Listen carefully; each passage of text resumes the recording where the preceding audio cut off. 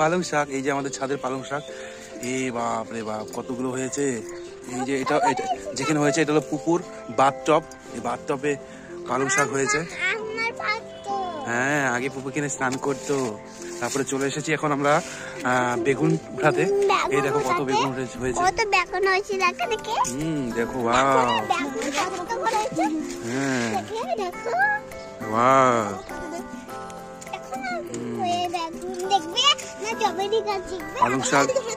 পালং শাকের সাথে বেগুনের সবজি সেই হয়। ওই যে টমেটো, আমাদের লেবু গাছ থেকে লেবু তুলবে। তুলবে এখন সাজনা। এই দেখো আমাদের ছাদের সাজনা গাছ।